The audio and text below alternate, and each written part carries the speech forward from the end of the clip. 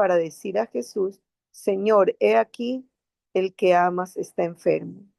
Oyéndolo Jesús dijo: "Es- Esta enfermedad no es para muerte, sino para la gloria de Dios, para para que decir el a Jesús. Hijo de Dios sea glorificado por ella". Y amaba Jesús a Marta, a su hermana y a Lázaro. Cuando oyó pues que estaba enfermo, se quedó 2 días más en el lugar donde estaba. Luego, después de esto, dijo a los discípulos: Vamos a Judea otra vez. Le dijeron los discípulos: Rabí, ahora procuraban los judíos apedrearte y otra vez vas allá. Respondió Jesús: ¿No tiene el día 12 horas? El que anda de día no tropieza, porque ve la luz de este mundo. Wow. El que anda de noche tropieza porque no hay luz en él.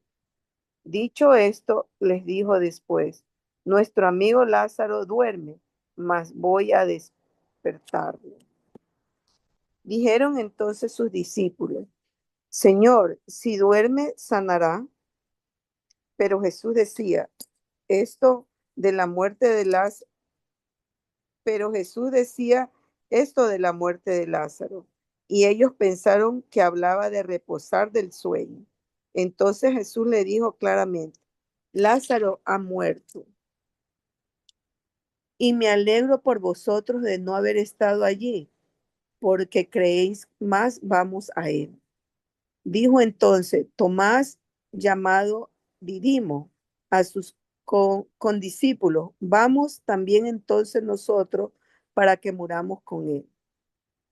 Vino pues Jesús y halló que hacía ya 4 días que Lázaro estaba en el sepulcro. Betania estaba cerca de Jerusalén, como a 15 estadios, y muchos de los judíos habían venido a Marta y Marta a María para consolarlas por su hermano. Entonces Marta, cuando oyó que Jesús venía, salió a encontrarle, pero María se quedó en casa. Y Marta dijo a Jesús: Señor, si hubieses estado aquí, mi hermano no habría muerto.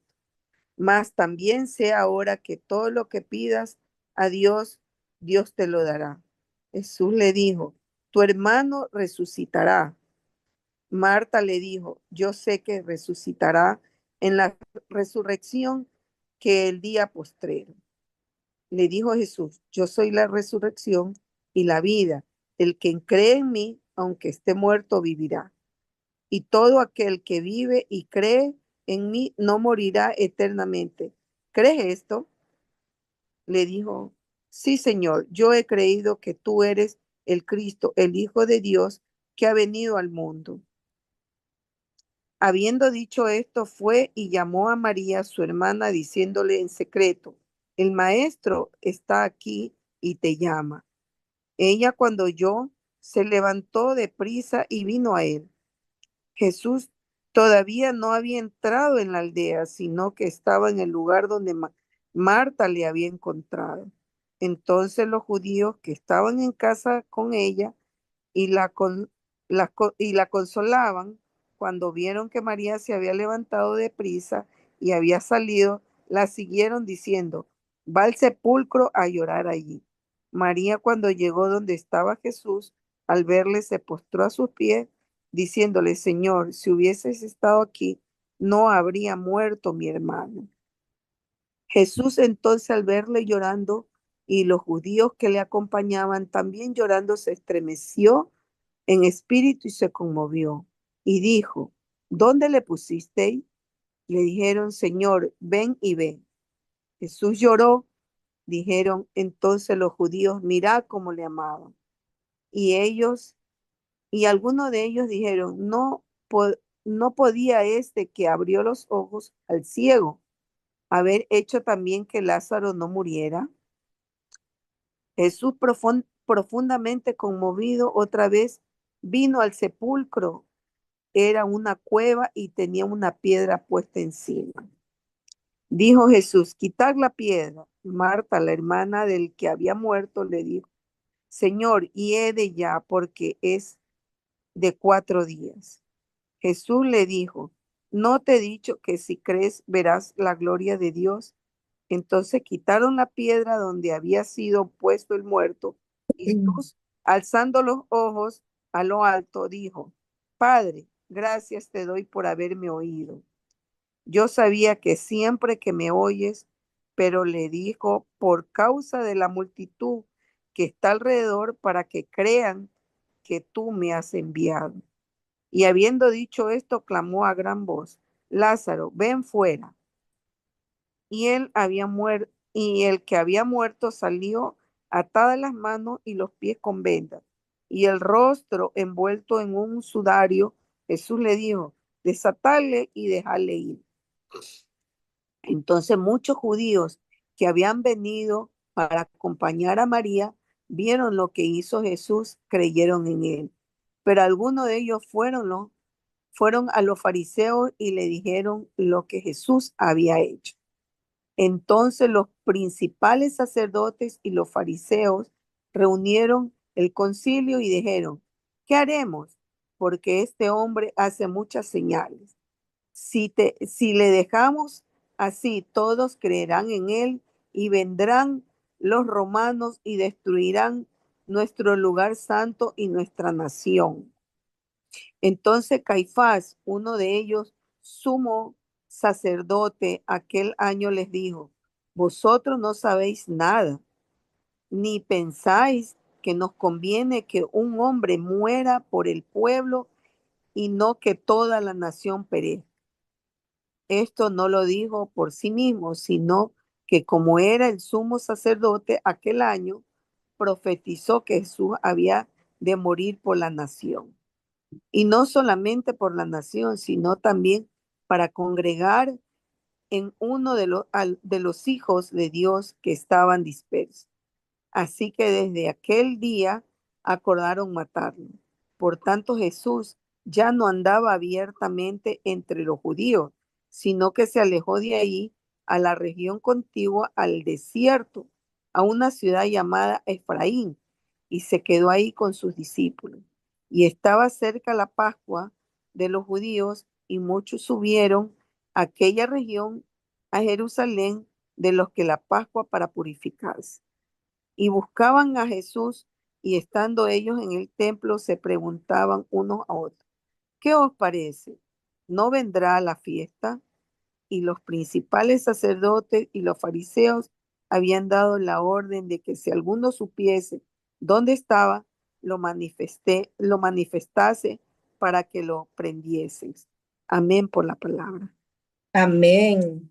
Muchas gracias, Carmen. Muchas gracias. La verdad que la palabra de Dios es tan linda, ¿verdad? Amén. Y tanto que tiene para enseñarnos. Bueno, en este capítulo es un capítulo tan profundo porque aquí vamos a mirar cómo el Señor Jesucristo va a llevar a cabo un milagro espectacular que es la resurrección de Lázaro, pero revela mucho. O sea, aquí hay mucho que nos está revelando. Y bueno, históricamente para contarles un poquito, ¿verdad? Porque este milagro se lleva a cabo en Betania, que era una ciudad que estaba más o menos como, se cree, como a unos 3 kilómetros más o menos de Jerusalén. O sea, no es que estaba tan lejos. Y ahí vivían tres hermanos que eran amigos del Señor Jesucristo. O sea, el Señor Jesús era amigo de ellos, pasaba tiempo con ellos cuando se daba la oportunidad. Pero en esta ocasión, el Señor Jesús no estaba ahí. Y Lázaro dice que enfermó de muerte. O sea, una cosa bien, ¿verdad? Que pasó bien triste porque no estaba el Señor cerca para los que, para ellos, pues, porque como el Señor tenía el poder de sanar y todo, ¿verdad? Y no se da la oportunidad de que el Señor pudiera estar cerca, pero él mismo lo dice, que esa muerte es para glorificarse, ¿verdad? Que el Señor se va a glorificar. Entonces, eh, vemos que, bueno, habían costumbres en cada, o sea, cada pueblo tiene sus costumbres, ¿verdad? Y aquí se acostumbraba que a los muertos se envolvían, se cubrían y se metían en la cueva donde, ¿verdad? Donde allí iba a reposar. Y cabe recalcar que eran 4 días de muerto que ya tenía Lázaro. O sea, eran 4 días. O sea, es fácil decir va a haber una resurrección, o sea, puede haber un milagro de resurrección porque acaba de morir, ¿no? ¿Verdad? Y que llegara el Señor Jesús y orara, pero, o sea, habían pasado 4 días. Usted sabe que en 4 días una persona ya está más deshecha, ya está en descomposición. Uy, yo no me quiero ni imaginar. O sea, lo que debe de apestar ya un cuerpo. Si con solo una noche que se pase y que no, y que ya pase de las 24 horas, ya a uno le exigen que tiene que enterrar un muerto, ¿verdad? O sea, porque ya empezó, se descompone, a veces hasta se explota los estómagos y eso. Entonces, imagínense, 4 días, pues, 4 días estaba este hombre ya, o sea, él ya estaba envuelto en lienzo, estaba ya en la tumba, o sea, ya prácticamente esperanzas de que pudiera haber como un milagro allí ya no había. O sea, ese tipo de esperanza ya creo que ya lo habían perdido. O sea, cuando el Señor Jesús vuelve, una de las cosas que sale, y aquí vamos a ver algo muy, muy lindo, porque, o sea, vamos a ver dos cosas bien importantes. Cómo Jesús habla o sea, con Marta, ¿verdad? La conversación que Jesús tiene, cómo Jesús se revela.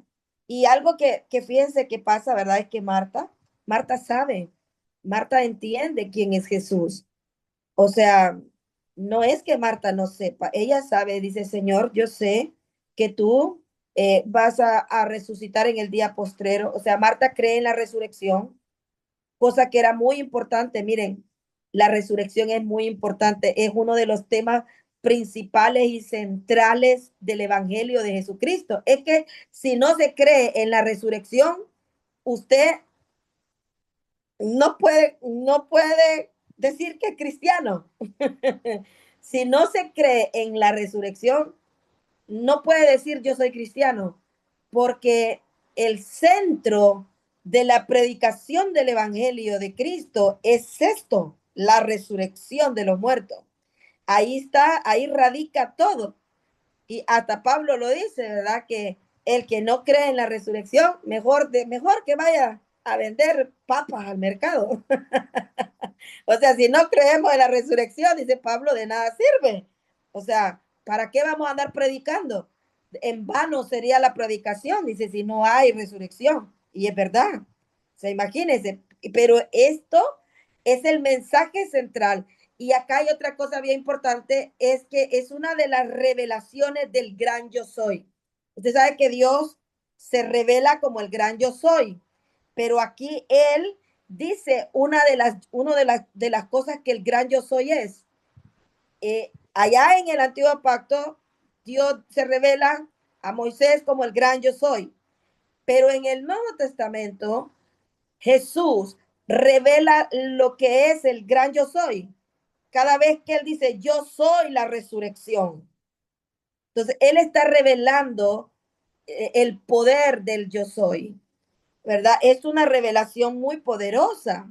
O sea, que vamos a ver aquí en este pasaje del Señor. O sea, lo que se está revelando aquí es muy poderoso, aparte de que este es el mensaje central del Evangelio, cómo el Señor Jesús maneja este tema. Y yo le voy a decir que el Señor Jesús no era que andaba a la carrera por irse a resucitar a Lázaro. Él se tomó su tiempo. Él se tomó su tiempo. Mire, que el Señor a veces se tome su tiempo para hacer algo, o sea, no significa que no quiera hacerlo. Es que no importa si tarda, lo importante es que el Señor tiene propósito. Dios tiene propósito con toda espera. Esta espera tenía propósito y era revelar al gran yo soy, revelar una de las formas del gran yo soy. Había propósito en esta espera, ¿verdad? Que el Señor estaba haciendo esperar. Y algo bien importante es que, ¿verdad? Cómo conversa. Marta sale a buscar a Jesús. Marta corre a buscarlo, a esperarlo.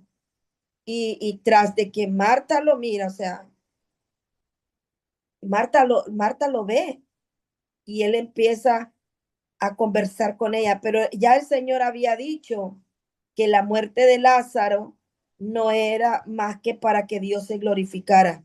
Él mismo lo dice, esta enfermedad no es para muerte, sino para la gloria de Dios. Por eso les digo, Jesús sabía que esta muerte era para glorificar al Padre, para glorificarse él, ¿verdad? De que iba a mostrar su poder, que iba a mostrar quién es él.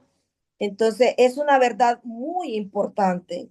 O sea, que aunque el Señor Jesús no actúa inmediatamente, pero siempre lo hace con propósito. En eso estamos claros. Aunque el Señor no actúe inmediatamente en nuestra vida, y esto es para que nosotros también siempre tengamos este cuidado de saber por qué Dios no ha hecho un milagro en mi vida todavía. ¿Por qué algo? Porque está Dios sabe de qué forma se va a glorificar en nosotros. Sabe la forma de glorificarse. Y eso es la paz que debemos de tener, que no importa, ¿verdad? Dios siempre se va a glorificar con propósito en nuestras vidas. Entonces, Marta le dice, Señor, si hubieras estado aquí, mi hermano no habría muerto.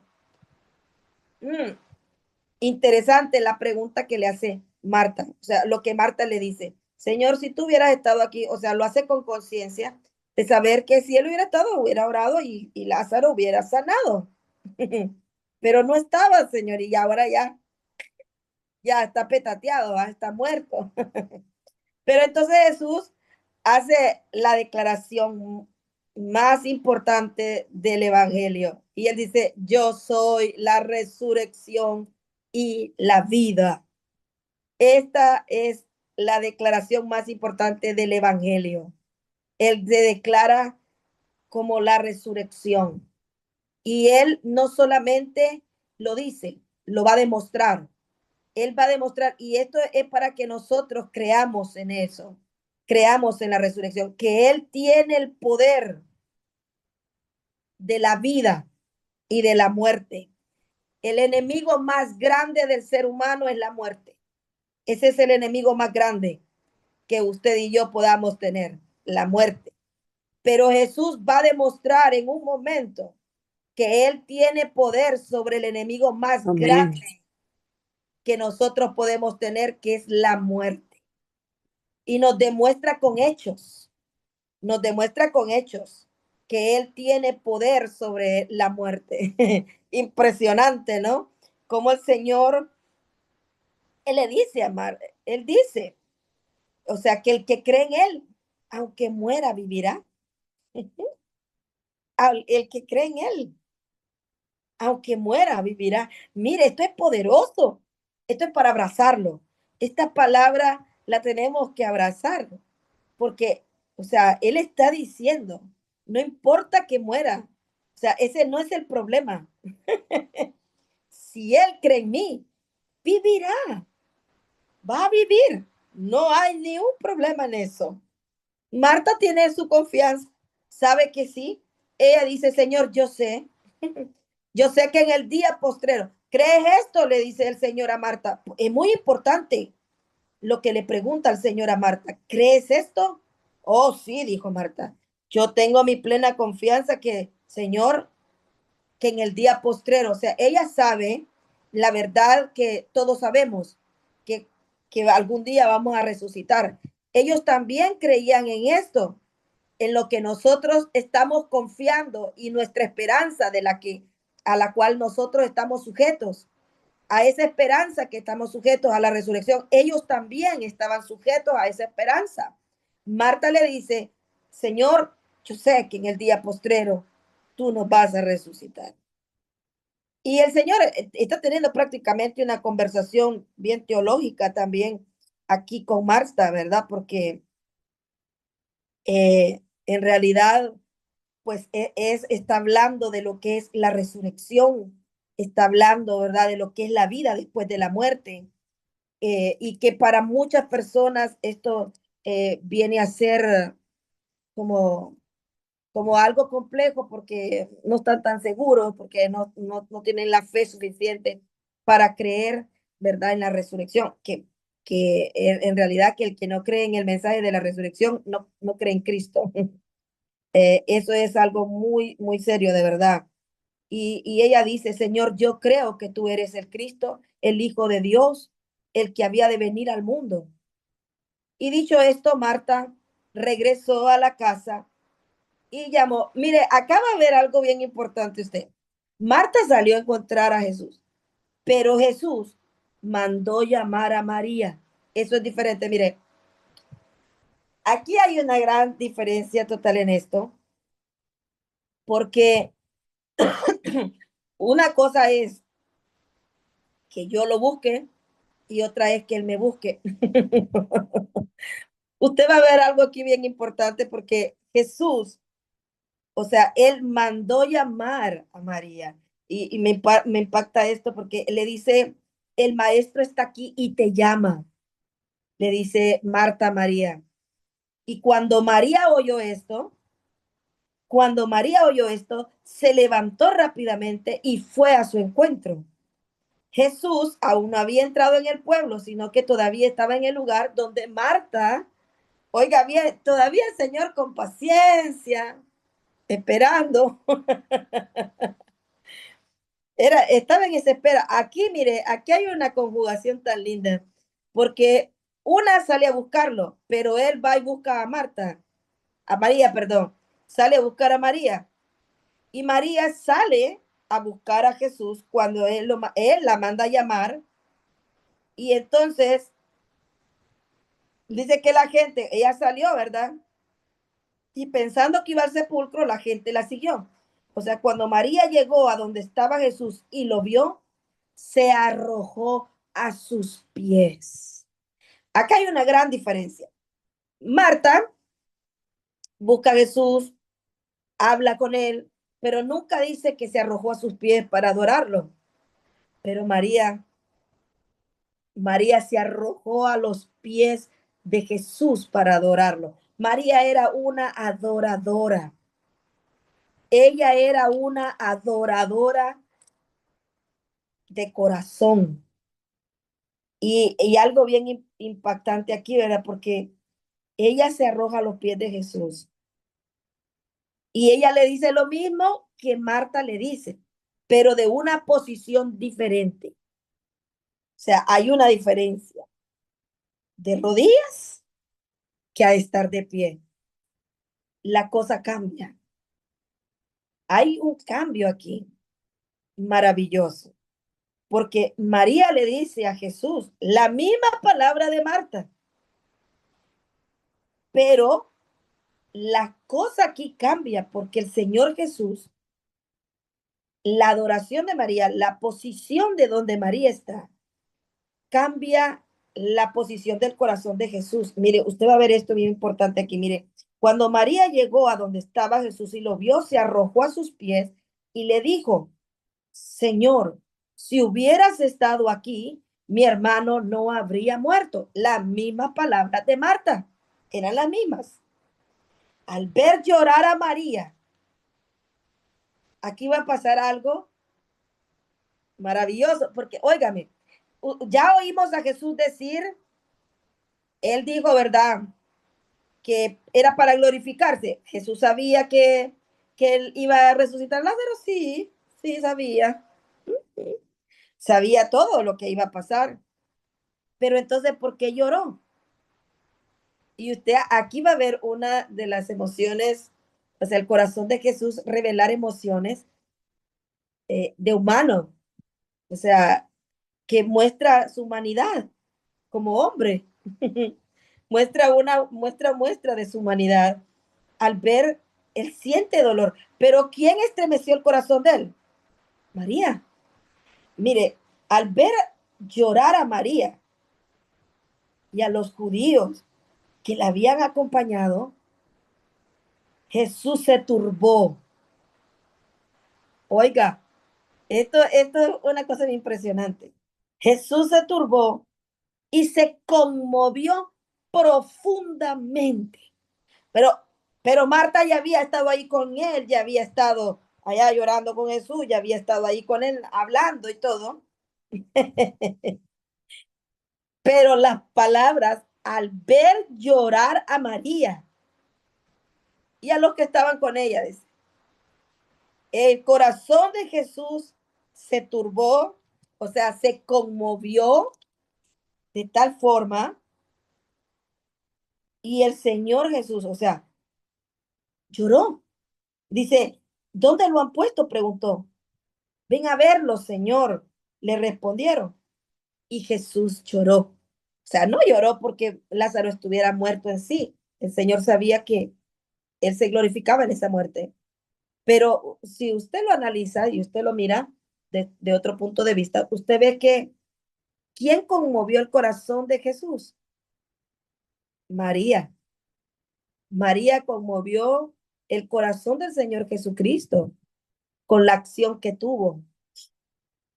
Esa acción de postrarse, mire, nuestra postura delante de Dios puede cambiar muchas cosas y puede cambiar muchas cosas y puede obtener algo que, que tal vez si alguien que no lo hace, pues si no se humilla de esa forma no lo va a ver. O sea, la posición de adoración, un adorador, María es una adoradora.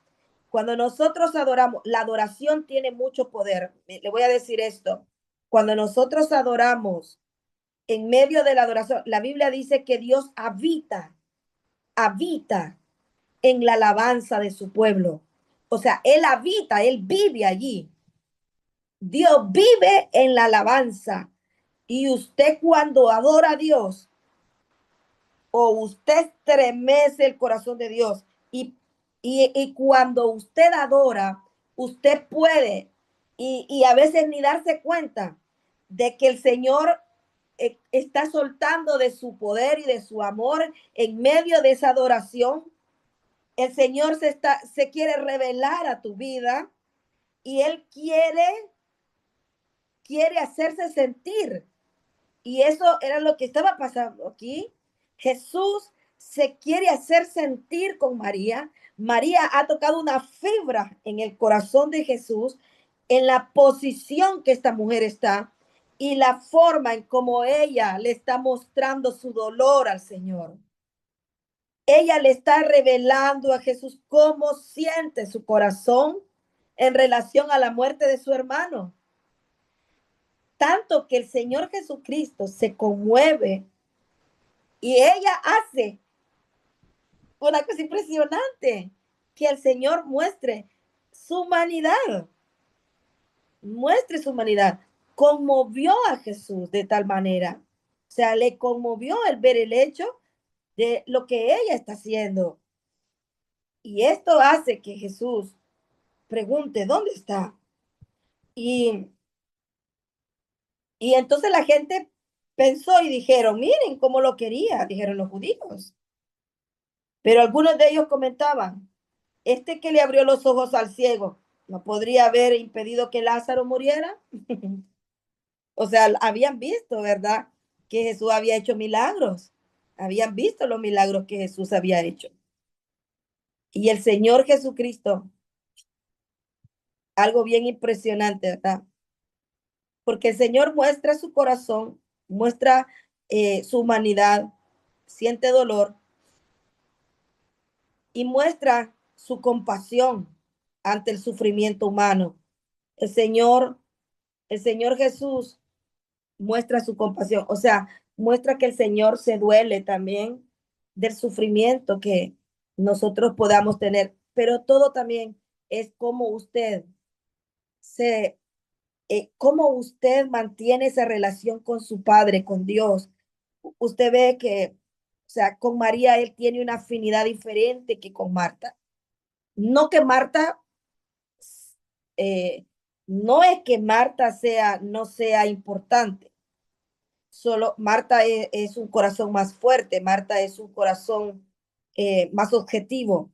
Ella dice, sí, yo sé, tú eres la resurrección y vamos a resucitar. Ella sabe, cree en la resurrección. Ella está bien enterada en esto. Jesús sabe que Marta sabe y todo, no hay problema. Pero el corazón de María es otra cosa.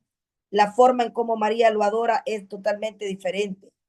O sea, cómo nuestra adoración puede tocar fibras en el corazón de Dios. Y aquí lo está viendo, aquí lo estamos viendo.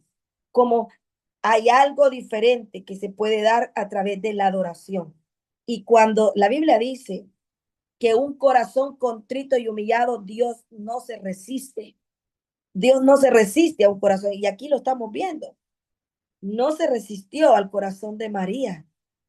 María desarmó a Jesús en un ratito con la forma en cómo estaba postrada. Es que ella corrió a los pies de Jesús y se postró de una. O sea, sabía que Jesús es Dios. O sea, Marta también lo sabe. Marta también lo sabe. Pero la postura de Marta es diferente a la de María. Nuestra postura ante los ojos de Dios, como yo aprecio a Jesús, como yo amo a Jesús, la forma en cómo yo lo amo. Eso, mire, eso cuenta para poder alabar, eso es esa relación que mantenemos con el Señor cuando estamos apegados a Él. Eso cuenta a la hora de que el Señor tenga que hacer algo, ¿verdad? Y aquí lo vemos. Entonces va a pasar el milagro más importante, ¿verdad? Y algo me encanta porque fíjate que Jesús muestra, la Biblia dice en Tesalonicenses que Dios con voz de mando, con voz de arcángel y con trompeta de Dios descenderá del cielo y los muertos en Cristo resucitarán primero. Y usted ve que aquí Jesús usa su voz de mando. Él dice, Lázaro, ven fuera. Usa voz de mando, su voz de mando. Él muestra que él tiene autoridad sobre el alma de la gente. Él llama el alma de Lázaro, la llama, de donde sea que Dios la tenía, él la llamó el alma de Lázaro. Y cuando él dice, Lázaro, ven fuera, le habla fuerte. Por eso Pablo dice que el Señor mismo, con voz de mando, con voz de arcángel y con trompeta de Dios, descenderá del cielo y los muertos en Cristo resucitarán primero. Entonces, el Señor, de la misma forma, con esa voz de mando que le habló a Lázaro, esa es la misma voz que vamos a oír en el día postrero cuando Jesús nos resucite dentro de los muertos. Esa va a ser la misma voz que vamos a escuchar. Y, y aquí está revelada. Jesús le habla fuerte a Lázaro. Él dice, Lázaro, sal fuera. O sea, él le habla con voz de mando, sal fuera. Y él dice, desatadlo. Bueno, les hablé al principio, ¿no? Que enrollaban a los muertos como así, como que, ¿verdad? Como que eran momias. Entonces, este es el séptimo y último gran signo en el Evangelio de Juan. Este milagro espantoso, digo yo, de la resurrección y de todo lo que Jesús deja ver aquí, ¿no? A través de lo que él está haciendo. Y lógicamente, o sea, esto tiene un significado muy profundo, ¿verdad? Teológicamente hablando, espiritualmente hablando. Y es que Jesús tiene la autoridad sobre la muerte, sobre nuestro gran enemigo. Jesús tiene autoridad. O sea, porque todos vamos a experimentar la muerte, eso que ni qué dijo la viejita. Pero también, si creemos en el Señor y esperamos en Él, nuestra espera no es en vano. Esto que usted hace de cada día buscarlo, de cada día venir a su presencia, Esto tiene un significado muy relevante espiritualmente porque algún día el Señor también te resucitará a ti, nos resucitará a nosotros. Si es que ya hemos muerto o si estamos vivos, dicen el aire, seremos arrebatados con los muertos. Pero aquí nosotros vemos el significado tan importante de cómo el enemigo más grande del ser humano, que es la muerte, Jesús muestra que tiene poder sobre ella, muestra el poder que tiene sobre la muerte, ¿verdad? Y también este milagro está mostrando anticipadamente su resurrección. Está mostrando lo que Jesús también iba a hacer con él mismo. O sea, como él mismo iba a resucitar. Recordemos que la muerte no tenía poder sobre él tenía poder sobre la muerte. Su voz era oída por la muerte. Su voz era respetada en el mundo espiritual. Importantísimo ver este milagro tan grande y maravilloso. Jesús es la resurrección y la vida. O sea, no solo resucita muertos, sino que Él mismo es la fuente de vida eterna. Jesús es la fuente de vida. Por eso Él mismo dice, yo soy la vida, yo soy. Y aquí el Señor está revelando, ¿verdad? Él es la resurrección y también está mostrando que Él es la vida, yo soy la vida. O sea, nuestra fe en Cristo cambia el destino final de nosotros. Nuestra fe en Cristo cambia nuestro destino. O por supuesto que sí. Nosotros ahora sabemos que un día vamos a resucitar. O sea, nosotros no somos como los demás. Nosotros somos hijos de Dios y los muertos en Cristo van a resucitar primero. O sea, este milagro que Jesús hace provoca fe, pero también oposición, ¿verdad? Hay una conspiración para matar a Jesús. Y algo bien interesante aquí es porque el sumo sacerdote Caifás, él profetiza. O sea, él mismo, como era sumo sacerdote, mire, o sea, en el antiguo pacto, el sumo sacerdote era alguien que tenía, bueno, los que han leído el libro de números, el número de Éxodo, Levítico, Deuteronomio, usted va a ver ahí, pues, cómo el Señor le daba autoridad al sumo sacerdote. El sumo sacerdote era el encargado de llevar a cabo el ritual de la expiación del pecado en el antiguo pacto. Y usted va a ver que más adelante, eso lo vamos a ver más adelante, que una de las cosas que pasa es que a la primer persona que le llevan a Jesucristo, una vez que lo agarran los soldados, es al sumo, primero se lo presentan al sumo sacerdote. El sumo sacerdote es el que da la orden. Claro, lógicamente los judíos no podían matar sin, sin la mano de los romanos, porque como estaban, ¿verdad? Eran vasallos de los romanos. Entonces tenían que, solo los romanos podían dictaminar muerte. Pero una de las cosas que ahí vamos a ver, lo vamos a ver más adelante, es que a quien se lo presentan primeramente, perdón, es al sumo sacerdote.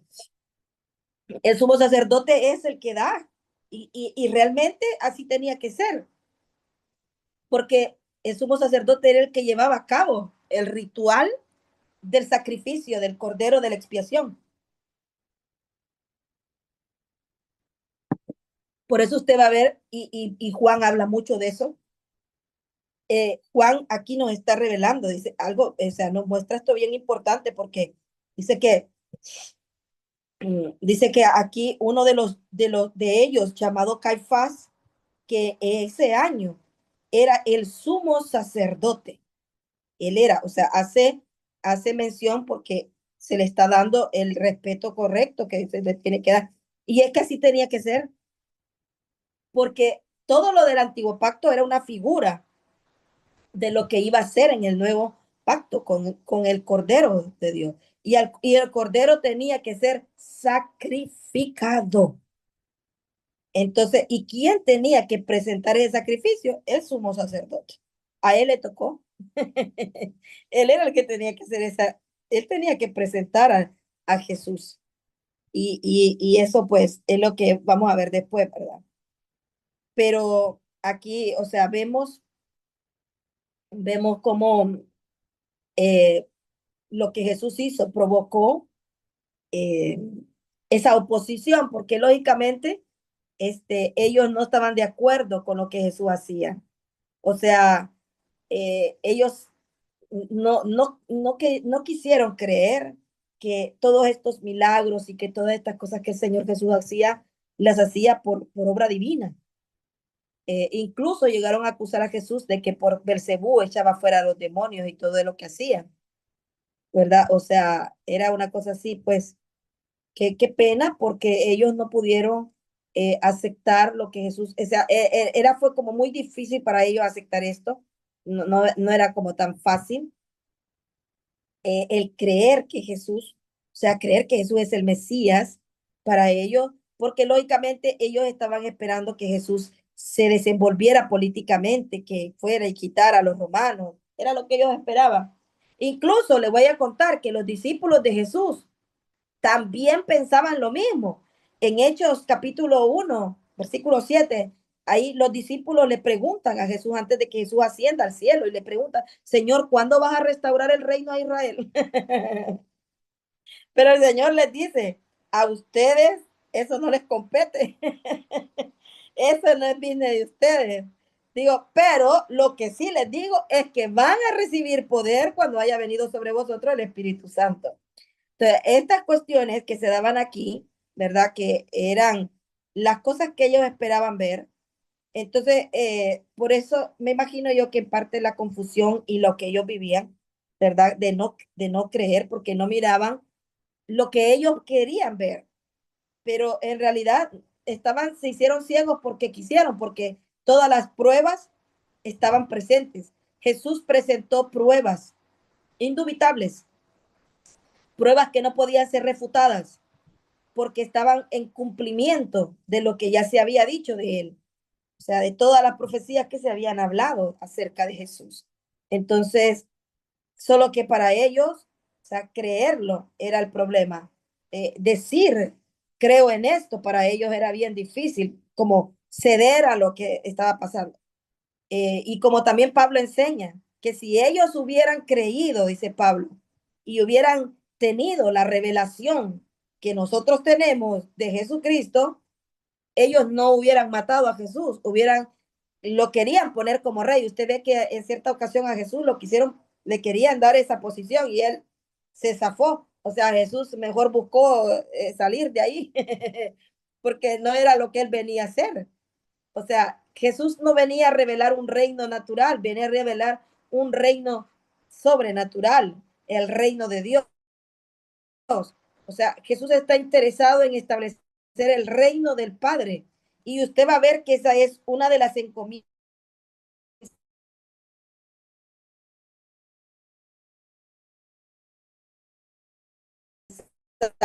Él viene al reino del pecado y saque del cielo, no de aquí de la tierra, porque hay todo reino de aquí de la tierra, ¿verdad? En algún momento va a desaparecer, pero el reino celestial es un reino con Jesús viene a establecer un reino que no puede ser quitado, que no puede ser traspasado, un reino que no, o sea, se cumple la profecía también que se le había dado al rey David. El rey David recibió la profecía de parte del Padre donde Dios le dice, y que te voy a dar un reino que será inconmovible, un reino que nadie te va a poder quitar, ya se acabó, no va a haber otro, después de ti no va a haber otro reino, lógicamente. Por eso cosas que usted va a apreciar de la genealogía de Cristo es que él es descendiente de David. Él dice, hijo de David. Comienza diciendo así en Mateo capítulo 1, hijo de David. ¿Por qué? Porque estaba hablando de cumplimiento de la promesa de Dios. Esto es bien profundo realmente, porque estaba hablando del cumplimiento de la promesa que Dios le había dado a David, donde Dios le había dicho que su reino no iba a ser quitado.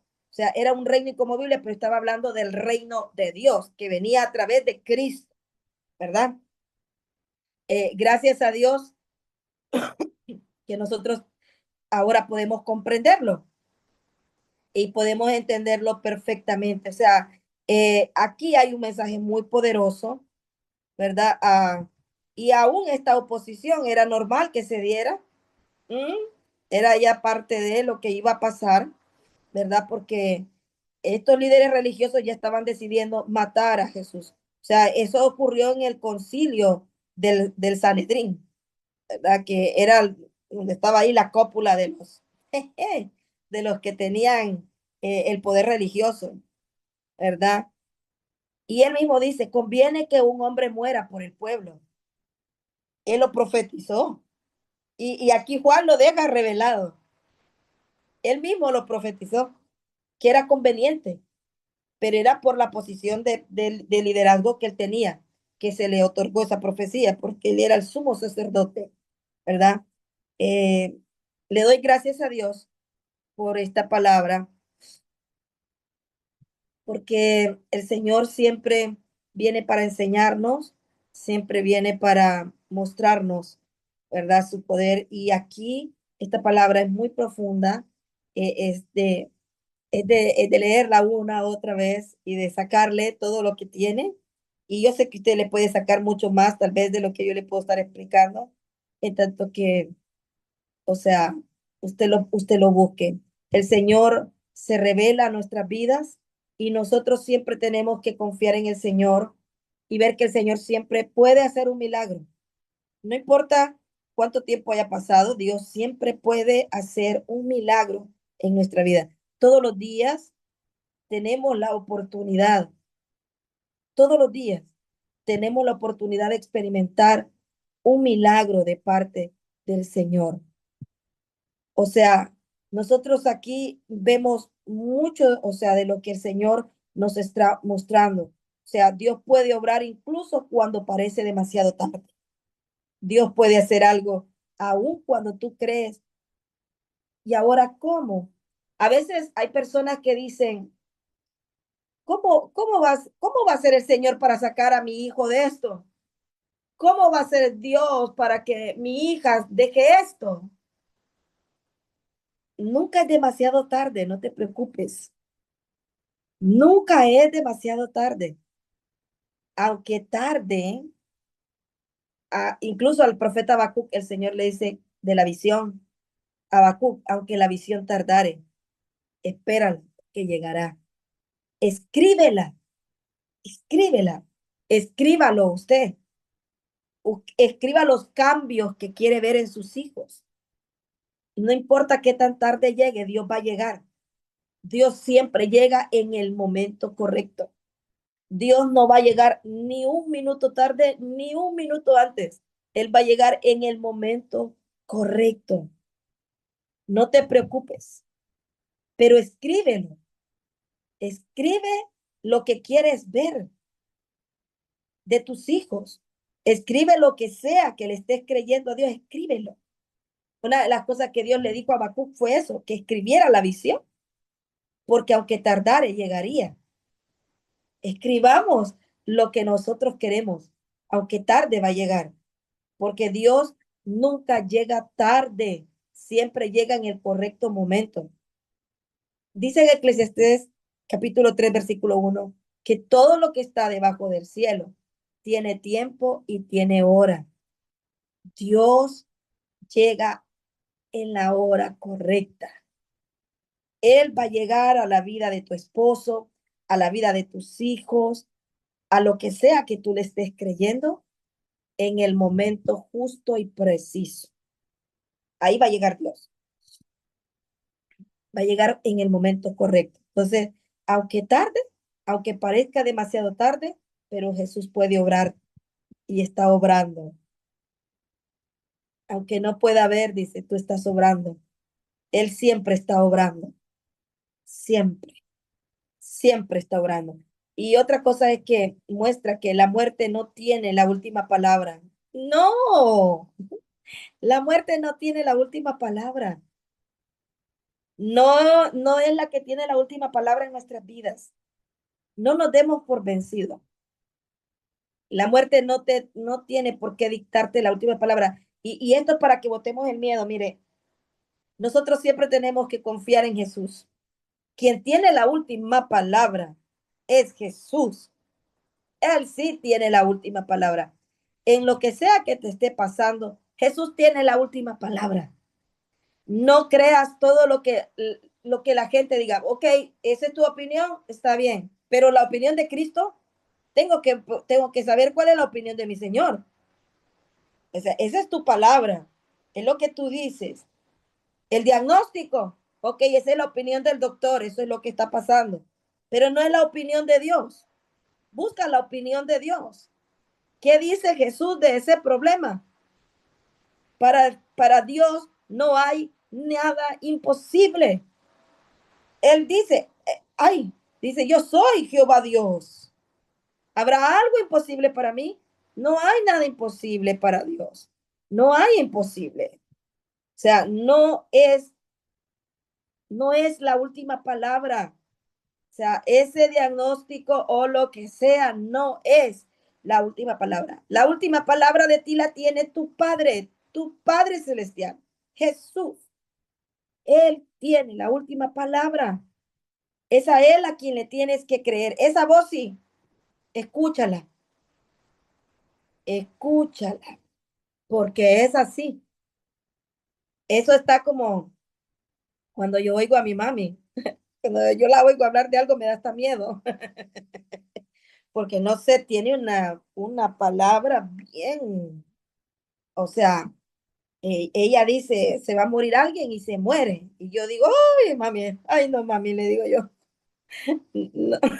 Cuando ella dice algo así, yo, ay, no, Padre, en el nombre de Jesús, ten misericordia. Yo soy de las que anda pidiendo misericordia por todo, pero ella es bien tajante cuando dice las cosas. Dice, el Señor a mí me reveló que se va a morir. Ay, madre, le digo yo. Entonces, cuando yo la oigo a ella, tiene la voz que Dios, porque ella es una mujer que ora mucho. Entonces, Dios la respalda demasiado con lo que ella dice. ¿Verdad? Entonces, pero volviendo a esto, o sea, la muerte no tiene la última palabra, Cristo sí la tiene, ¿verdad? El Señor es nuestra esperanza, Él es nuestra esperanza. El Señor Jesucristo es la esperanza de los términos de la tierra y tenemos que confiar en Él.